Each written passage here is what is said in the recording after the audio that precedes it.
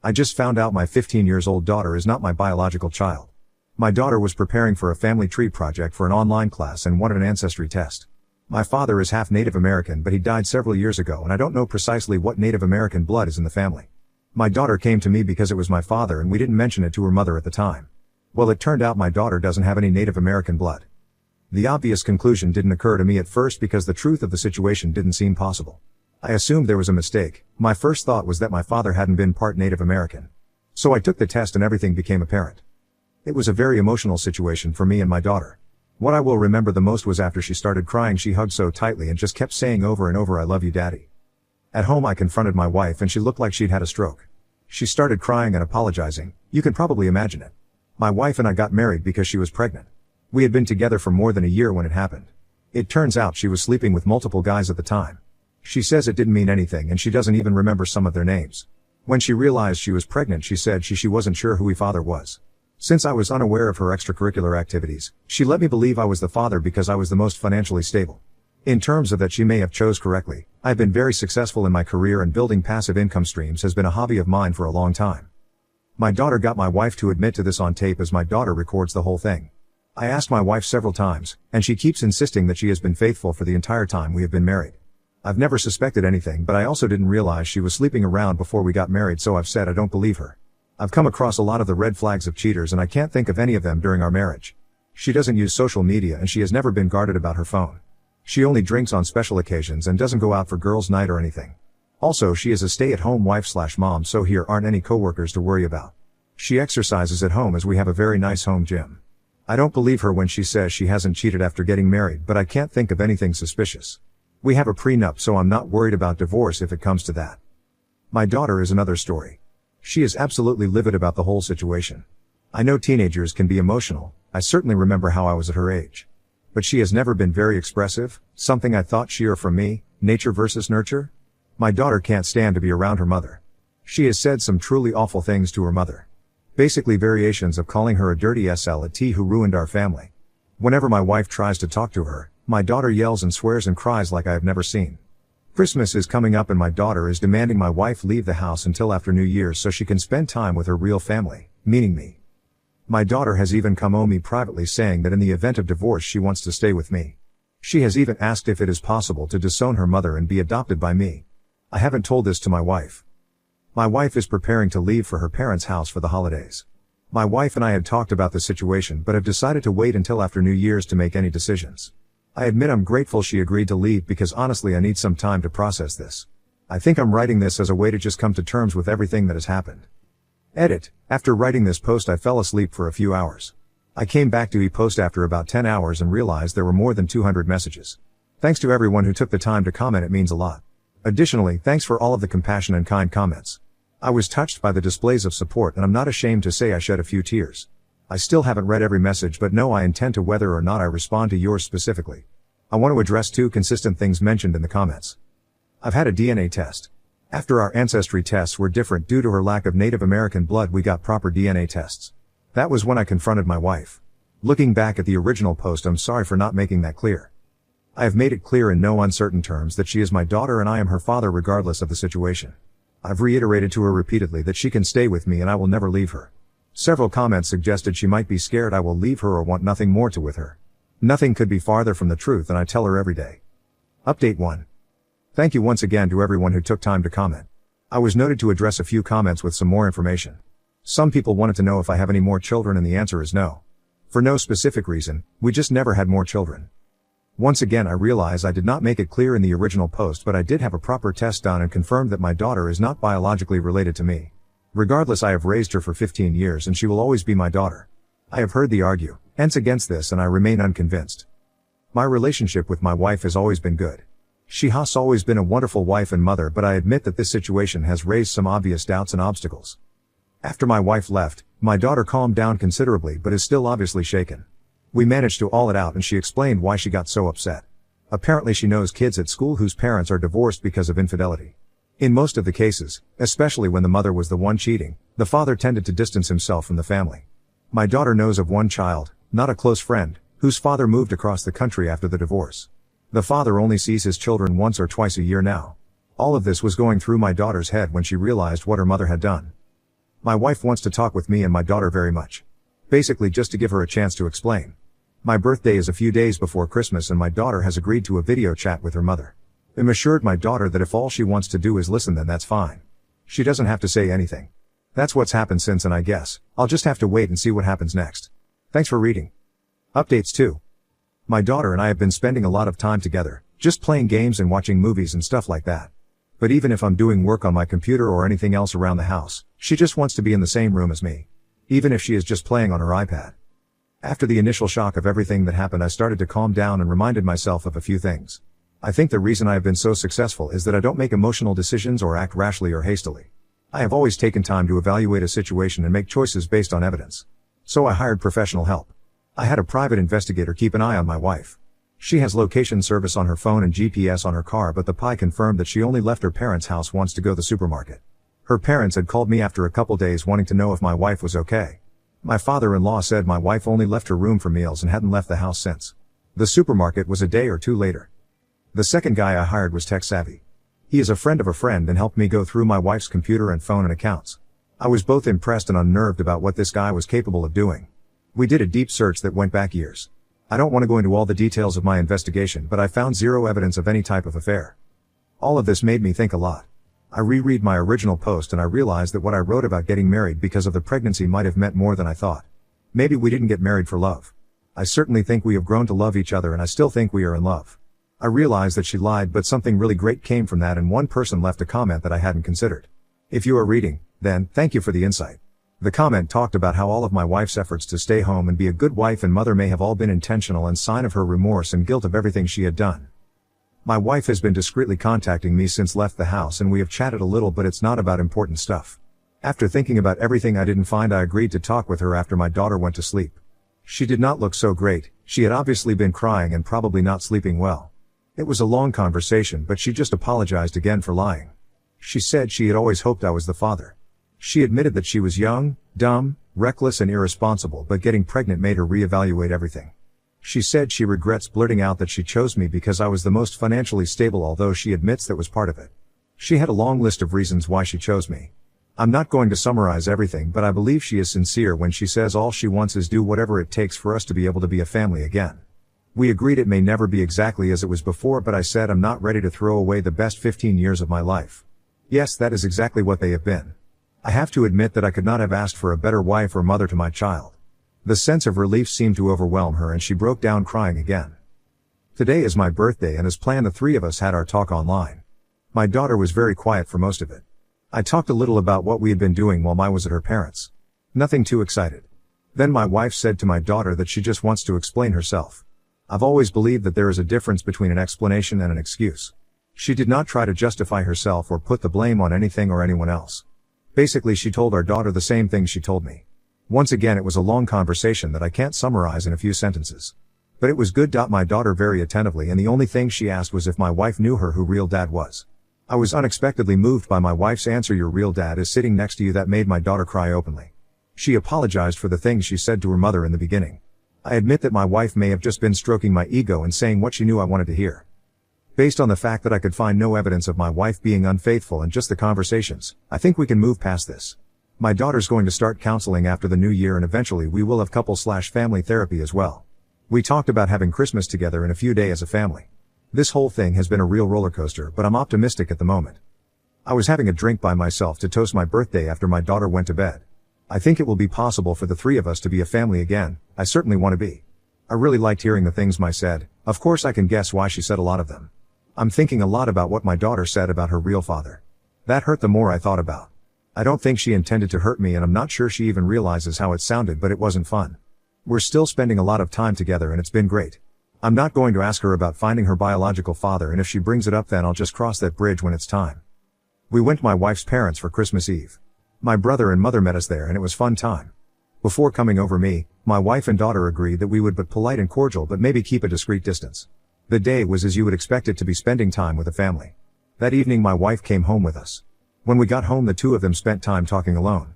With a few Christmas cookies I hand my daughter went to her room for the rest of the night. When my wife and I were alone we talked more. She reiterated a lot to the things she had already said. I think I mentioned this already, but there was one commenter. If you're listening, thank you. who said that all her choices to stay home might have been intentional.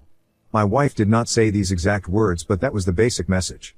After getting pregnant, she realized that she had to grow up, and she said she worked as hard as possible and did everything she could think of to be the perfect wife and mother. By this point, we were actually in our bedroom. She got down on her knees and said she will redouble her efforts to be even better. She said she knew I was considering divorce, but all she said was, please give me a chance to prove myself. She said if there was anything I needed from her, anything she could, then she would do it without hesitation. All she wanted was to keep our family together. It's difficult to fully describe the emotion of everything that has happened. But I believe in her sincerity, in this moment. We spent a very passionate night together. Christmas was a good time. I'm not going to say it was perfect. We were aware of the elephant in the room, but it was still a good day.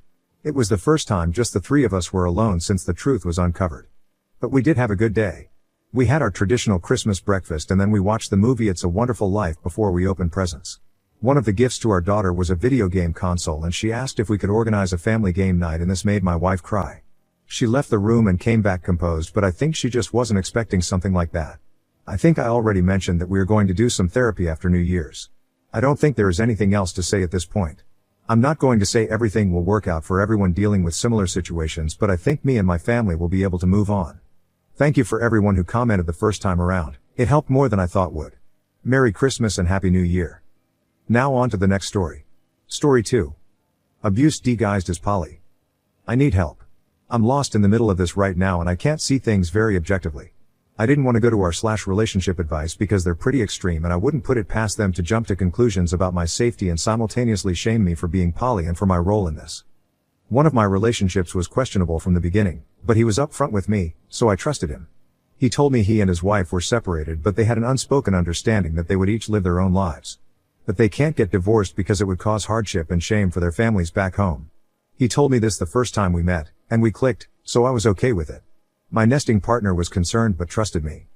Months pass, things are great between us, except I still don't know his last name. I don't know the name of his business that he owns. I learned he uses a burner phone for me. He is terrified of his wife finding out about me because she'll divorce him and ruin his life, even though they can't get divorced because of their families and supposedly she's having her own relationships. Then he tells me he's getting pressure from his wife's family, and his family to make things work and eventually have kids, but he didn't want to break it off with me. This man literally said I want to have my cake and eat it too, but gave me an out if I wasn't comfortable with it. I was immediately on board with him reconnecting with his wife, and admittedly, I didn't want to leave him either and wanted to be a little selfish, so I thought I was okay with it. A couple of weeks pass where we don't see each other, during which I get this growing, nagging feeling that things are wrong, and I finally realize that I'm not okay with it. He is literally making me into the other woman. His wife is expecting a monogamous relationship and he is lying to her face. I try to encourage him to talk to his wife about a couple of things, but he claims that she isn't mature about things like this. I've lost count of how many red flags I've typed out now. Here are a few more. When I told him that I realized I'm not comfortable with how the boundaries of our relationship have changed, he got very passive-aggressive and told me that he thought I would always be there for him. Selflessly. I told him I didn't realize selfless meant zero boundaries, and he responded selfless means not thinking about yourself. He would never initiate conversation unless it was to complain about me not initiating conversation every single day. He keeps telling me that our relationship is special and unique and things are different with me. When I called him out on what he said in the first bullet point and said he clearly didn't want a relationship with a whole person and only cared about his own needs and disregarded mine, he said I misunderstood and he wants a chance to clarify, but he can't clarify over text. But he's so sad that I felt this way about this misunderstanding, and he thought I knew him better than that, and he was always considerate and caring. And then he asked if I was still mad when he still refuses to clarify anything over text. I obviously can't continue any sort of relationship with him. I thought there was a chance I could still support him or be a friend, but I don't think I can trust anything he says. I'm fluctuating between being furious with him and being furious at myself for willfully ignoring red flags and also straying from my own values. And now to the reason why I'm here. Is he actually a massive piece of shit? Was he always a manipulative douche canoe? Or do you think he's just a selfish dumbass? How do y'all with more poly experience than I do, 1 year, deal with situations like this? Also, is he actually love bombing / manipulating me, or am I just reading too much into it? I need a sanity check. Edit, y'all are being much kinder to me than I am. Thank you. Update 1, it's only been 13 or so hours, but y'all have helped me in ways I didn't expect. I came in with a lot of self-judgment and doubt and expected a lot of hate for my part in it. Funny how manipulative people can make us think bad situations are all our fault, huh? Anyway, I took a lot of what y'all said to heart and was already on my way to fully acknowledging the Soviet parade of red flags this guy had and my part in all of it. Last night, I did try to find his last name so I had the option of telling his wife, but I struck out on that. I got laid off a couple of months ago and I'm sorry but I can't justify paying for a background check. So today, I did what almost everyone, including my NP and friend, has been saying from the beginning and blocked him, but it felt shitty to do it without any comment at all, so I sent him this. I'm not meeting you in person. You've had plenty of chances to turn this around but instead of addressing the issues, you love-bombed and deflected and kept promising later. You may love me but you clearly don't respect me. Or your wife. It was tempting to meet up with you to hear how you were going to try to dig your way out of this hole but ultimately, it wouldn't change anything. I'm done. Then I immediately blocked him on everything. My NP said that was harsher than they expected from me but they were proud of me. NGL, it still hurts. He kept saying he was going to respect my decision but right now he's fighting for me which my NP said sounds contradictory. I have to agree. I'm a little worried he's going to show up at my place but I hope his sense of self-preservation will win out. If he shows up at my place, I'll show up at his. Thank you all for the sanity check and reminding me that I am human and will continue to make mistakes and get hurt. Small edit, I did find a couple of actually free reverse phone lookups, and they didn't have a name associated with the number at all, reaffirming that he used a burner phone for me. Update 2. Hi everyone. I wanted to give a bit of a positive update. 8 months ago, I posted asking for advice on how to navigate realizing that a guy I was dating was just using polyamory as an in to using me to cheat on his wife. You can read it here. The community here was telling me a lot of what I knew but didn't want to admit or didn't fully realize, and a lot more that I needed to hear. I want to give an update on my situation with him and my new partner, who has shown me exactly what poly is supposed to be. First, the jerk.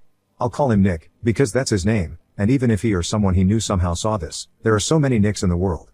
This paragraph is pretty rough so you want to skip down to the positive part. I marked it with a blue heart. I did not meet him again, which many of you will be happy to hear. He doesn't need closure and he sure as hell doesn't deserve any more attention from me. What I realized later is that he really, truly, had me believing that all of the things he was mad at me about were my fault and my responsibility. Stress-triggered symptoms of dormant gonorrhea, which I passed to him, thinking I simply had a sore throat.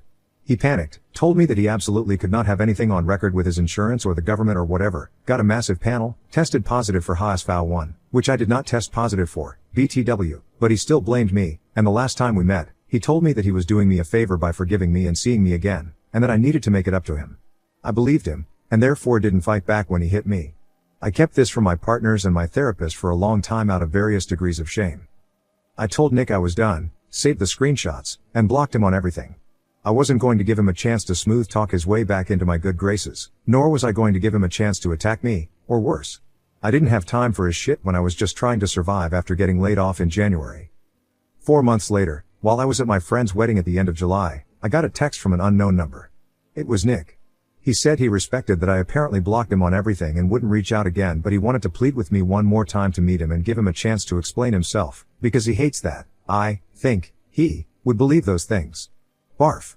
I had a full panic attack during the wedding, which both partners were very helpful in guiding me through, and struggled for a long time on whether to respond, whether to threaten him with telling his wife, whether to file a police report, etc., etc. Ultimately, I did the smart thing and just didn't respond and didn't do anything at all.